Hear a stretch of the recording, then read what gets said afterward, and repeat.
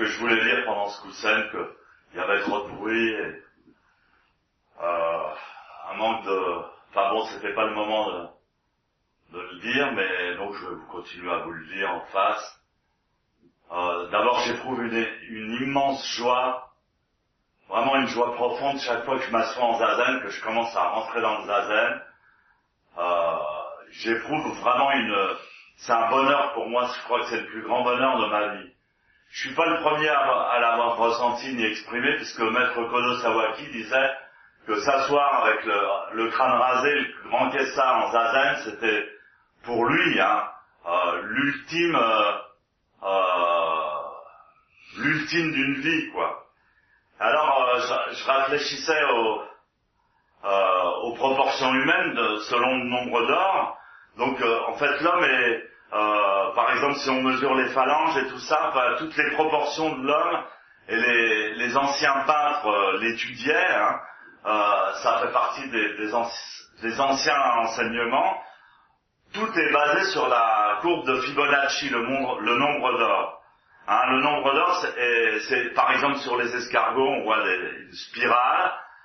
Quand on voit une galaxie, on voit une spirale. Toute cette spirale et cette perfection cosmique, elle est basée sur le nombre d'or. Et la perfection de l'équilibre et de la paix et de l'amour et de l'accomplissement, en fait. Et pour moi, le zazen, ça signifie, en fait, on apprend. Parce que si on nous dit avec l'esprit, comment vous exprimez la perfection du calme, de l'équilibre, de l'équilibre des énergies et de l'harmonisation avec le cosmos, si on vous demande ça avec l'esprit, si vous n'avez pas de corps, par exemple, si vous êtes mort, et qu'on vous demande d'exprimer cette paix, c'est impossible à exprimer. Les maîtres le disent tous, ils disent c'est impossible à exprimer. Mais c'est une expérience, le zazen.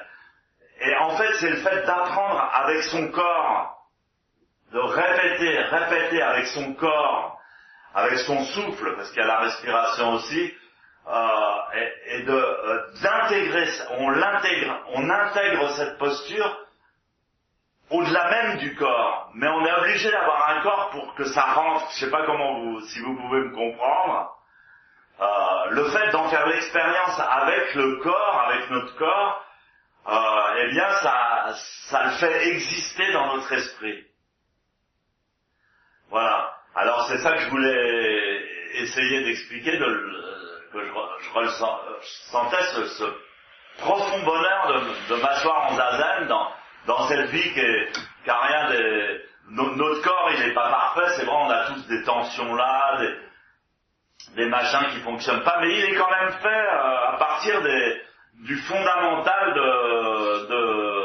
du cosmos, des dimensions fondamentales, des proportions fondamentales du cosmos. Donc ça veut dire qu'avec ça, avec ce corps, on a tout pour exprimer la perfection du Bouddha. Alors après j'ai parlé du yoga. C'est ça qu'on ne sait pas, c'est que le Shakyamuni Bouddha, le Bouddha,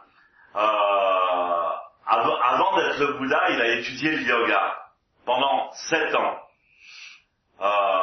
avec les plus grands maîtres de l'époque de yoga. Donc il a étudié toutes les postures, il a étudié toutes les respirations, rétention du souffle, jeûne, tous les trucs les plus extrêmes.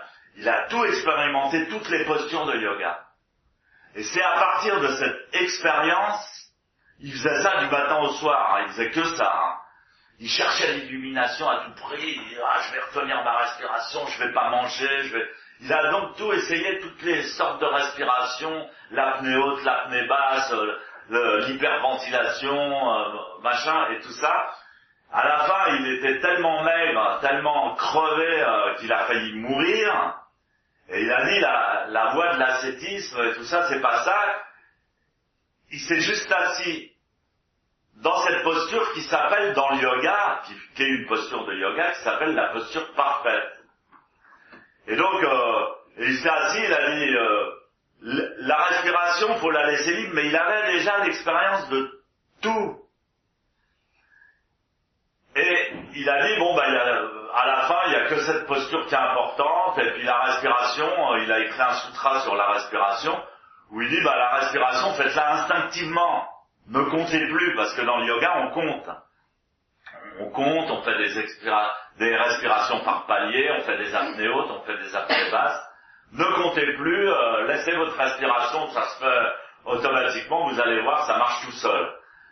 Bon, et effectivement, quand on n'a pas fait de yoga et tout ça, et qu'on pratique le zazen, c'est bon alors, Bodhidharma aussi, quand il est venu en Chine, il n'a pas enseigné que le zazen, il a enseigné aussi, bon, on dit le karaté, mais il a enseigné des techniques indiennes qui ont développé, tu vois, un style tai chi, quoi. Il a enseigné les mouvements à ses disciples et des respirations, de quoi faire bien bouger l'énergie. Donc, évidemment, il n'y a pas que zazen, mais